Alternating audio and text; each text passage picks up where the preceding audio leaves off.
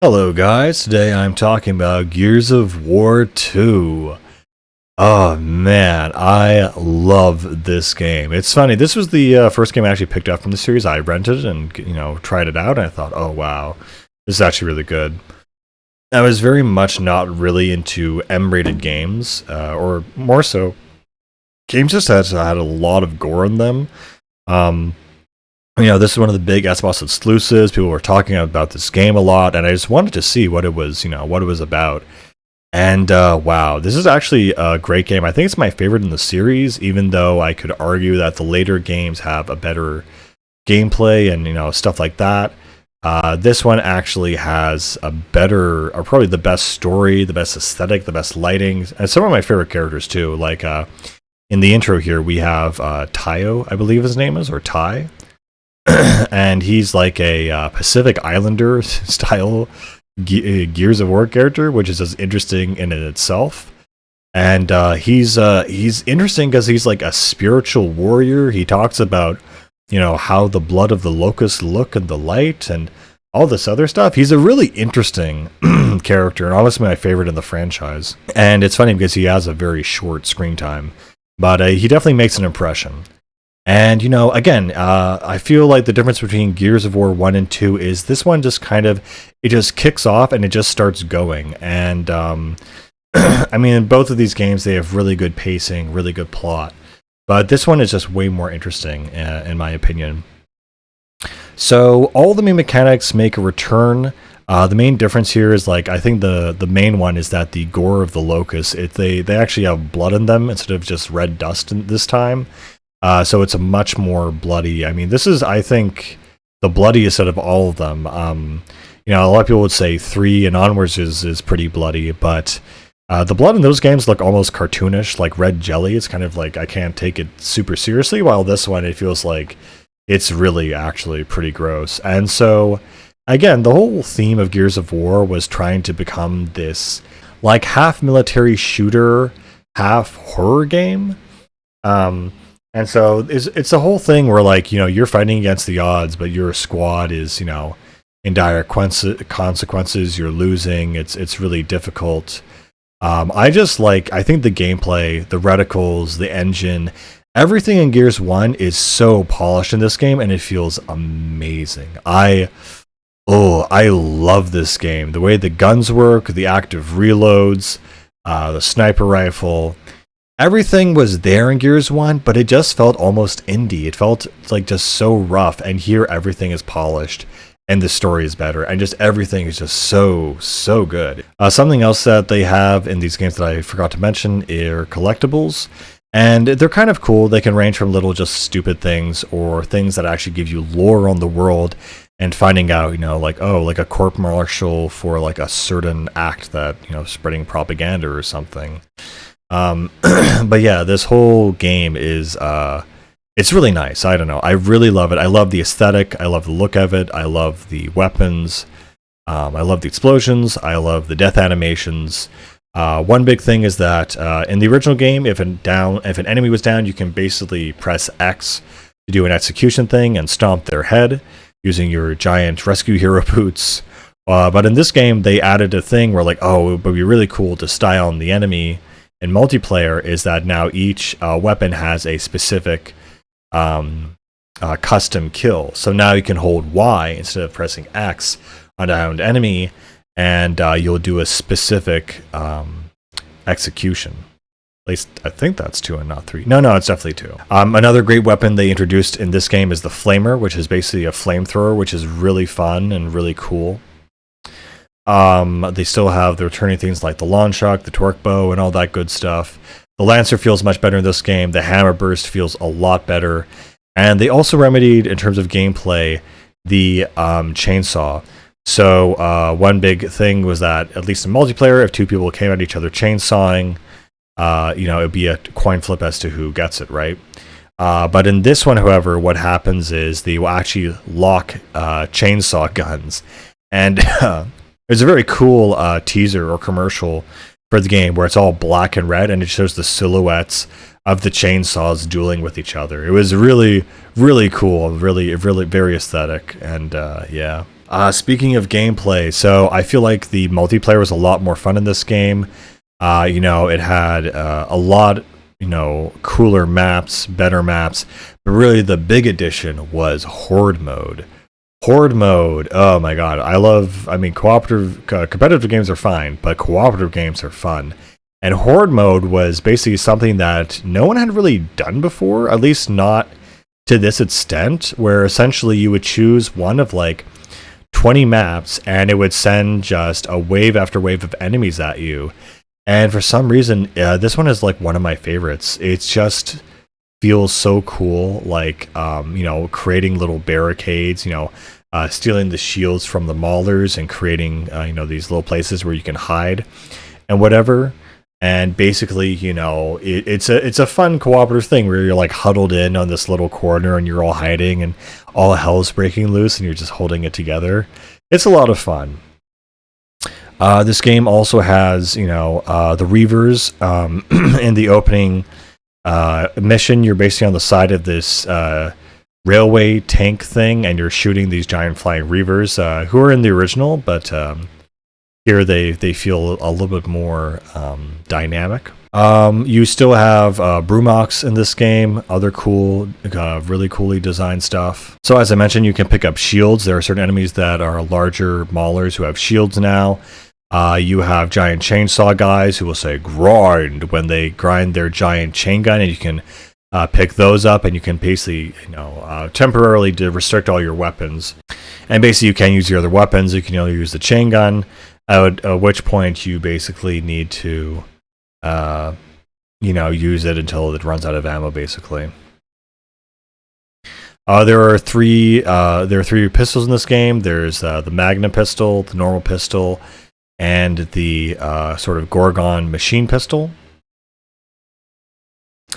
The pistol in this game, it takes a while to get used to, but the default pistol can actually be very effective. You're really good at pulling off headshots and hitting that active reload. There's also a mortar that you can pick up along with different other things in this game, which are really, really neat and really cool. Of course, the Hammer of Dawn is back, and lots of cool weapons, and I feel everything feels very, very balanced. So what is the story? So basically, in Gears of War 1, the late mass bomb did not work, apparently, and now we have to fight again. So whatever, we have an excuse to have a sequel, so we might as well just go for it. What's interesting about this one, though, is it explores more so the environment of the world of the Locust, to the extent where you decide, well, if the bomb didn't get them, we have to basically travel to their home nest and defeat them on their home turf. And so they end up going to the center of where the Locusts are, or trying to, at least.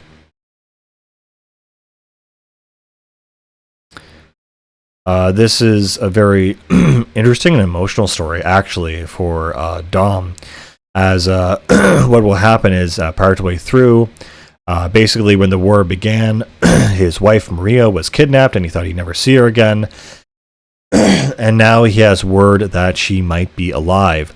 And so now Dom is motivated to go find his wife and see if he can actually recover her and save her from the Locusts. And honestly, this scene has some really brutal scenes revolving that storyline that are emotional and thoughtful and not played for shock value, that are really, really interesting and really honestly memorable. More memorable than any other scene in the series.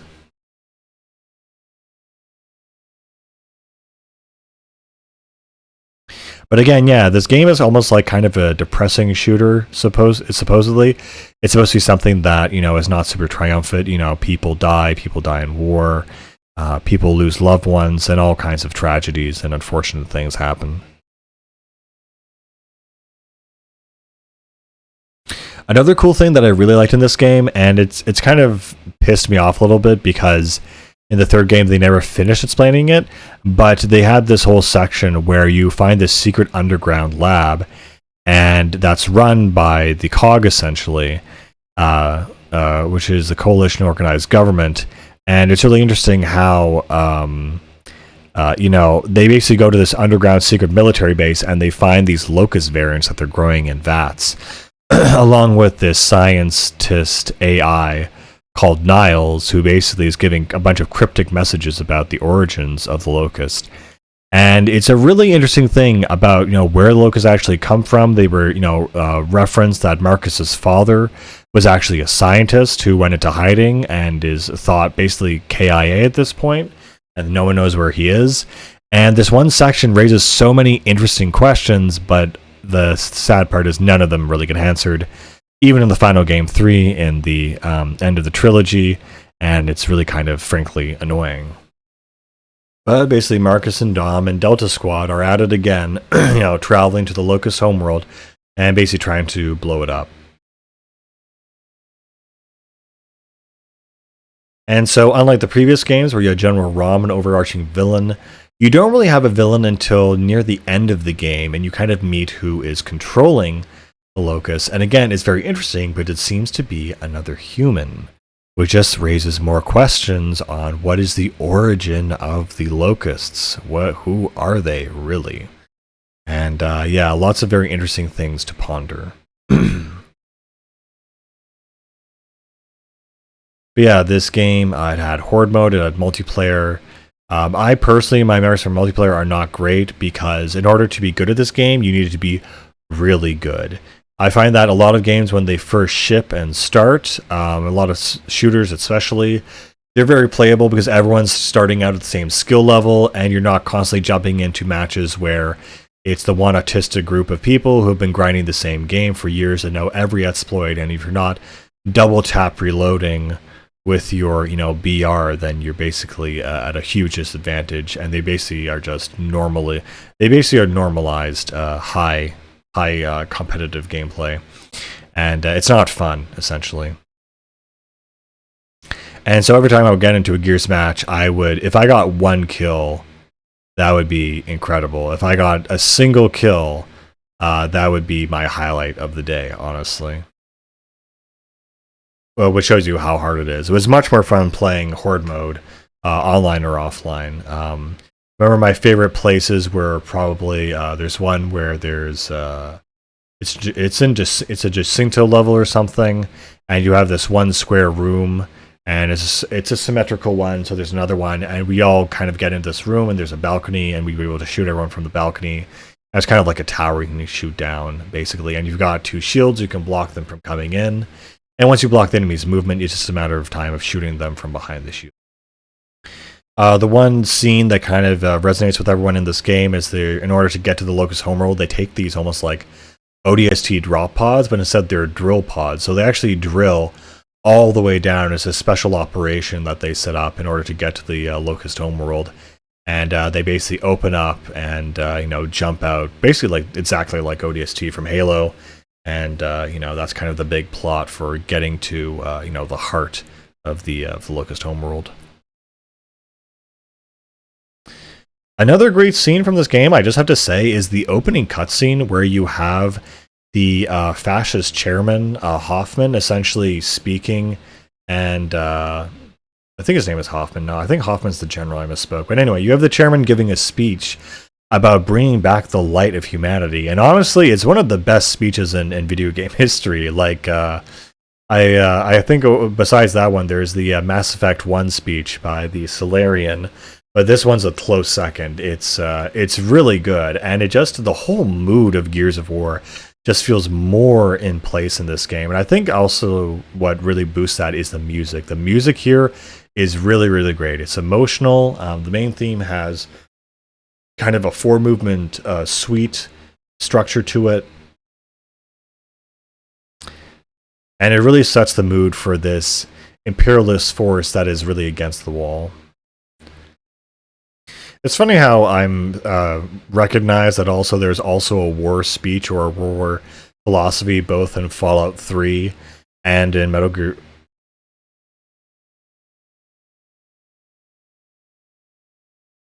It's also funny, I just realized there's also a war philosophy or speech also in Fallout 3 and also in Metal Gear Solid 4, which both also came at around the same time. while they were making commentaries on it, this one is like, yeah, war is friggin' awesome and necessary, and it's something we just got to do, bro. We just got to do it. But I love this speech. But he talks about humanity, about the civilization, and about how we all have to come together and fight, to preserve ourselves. And it's pretty cool. I really like the energy and the mood of this game because it's macho, it's arrogant, it's determined, but it's also dire and desperate, and it's kind of necessary. And so basically, it's like you have the last city on Earth, which is Jacinto. And basically, you have the last city on Earth, which is Jacinto, and basically the locusts are now using a giant worm to eat its way around the perimeter of the city and sink it into the Earth, basically. And I love this intro. It's very cinematic. It has a great pacing. It really sets up the mood for the rest of the game.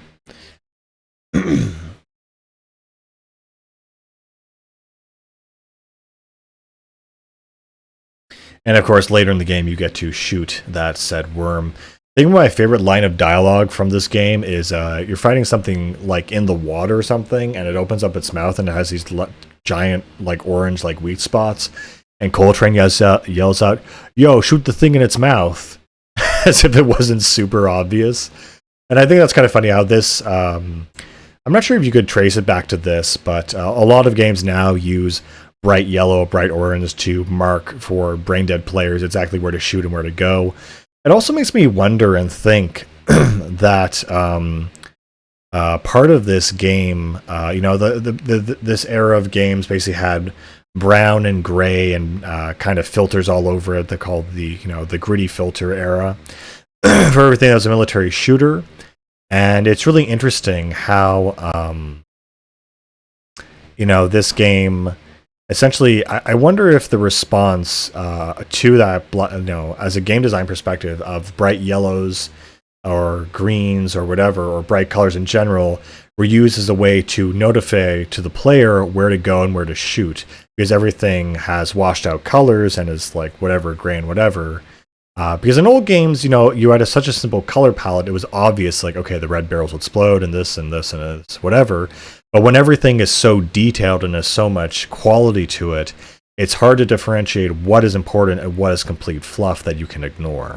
I remember this game also, I think, had the first DLC of the series. I'm not sure if Gears 1 had DLC, but I do remember the DLC for this game is there's a chapter they cut, and I honestly see why they cut it, where you have to do a stealth section where you dress up as locusts and sneak around. And honestly, it's not that fun. I can see why they cut it, honestly. But they patched it up and shipped it later with the game, so there's that, I guess. Something I'm also reminded of the key section. Oh my god, or the Kraid? The Krill, sorry. The Krill are these series of bats, more or less, that basically come out, especially around nighttime and swarm things. And in Gears 1 again, there's this whole thing where you have to shoot the lights or make light sources so that you won't get eviscerated by this swarm of evil bat things. And it's just interesting to me that is a mechanic or a thing, because again, it's very horror focused. The fact that you have to run around and even in your military shooter guide, there's still the threat of this really terrible, awful thing happening. It's so interesting that those two kinds of ideas can exist. But in Gears 2, that is totally gone. Gone are the days or ideas of hiding and running away. You were basically in a full-on action mode now, and so now Gears of War finally becomes a full action game.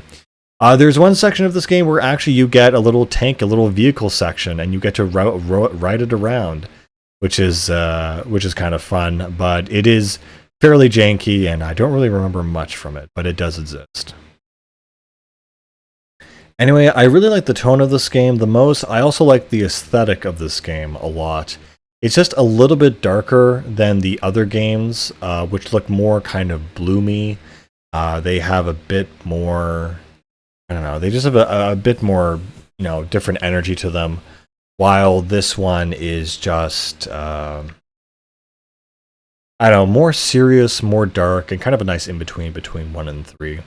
And it has my favorite characters, my favorite, you know, aesthetic, if you will.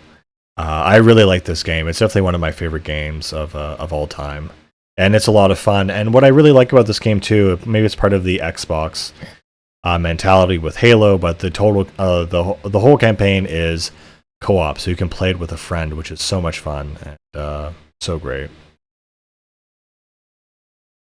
Again, something else, something else I really like about this game, of all the things to compare it to, is the main menu. I don't know why, but the main menu and the menu navigation, you have the constant burning, you know, town in the background. You have, gosh, what else? You know, the sound effects on the menu. You have the gear icon that turns. I remember queuing in for Horde mode on 360. You know, the way everything would load in and the meatiness of just all the interactions in the menu were so fun. So I don't know, just meaty and gritty and serious, and it had such a vibe to it, you know. And the music, of course, like just kind of like in the background, you know, there's kind of like these like low tone chants and everything. It's just such a cool game, and it's such a mood, and I do miss this game a lot. I wish there was more stuff like this. And instead of, you know, the later Gear games, they got kind of, oh well, you know, we're having a good old war here, you know. It lost its seriousness. But in any case, this is a great game. I really love it, and it's one of my favorites. And I think with that, I think that's all I'm gonna say. But yeah, I'll see you guys later. Bye.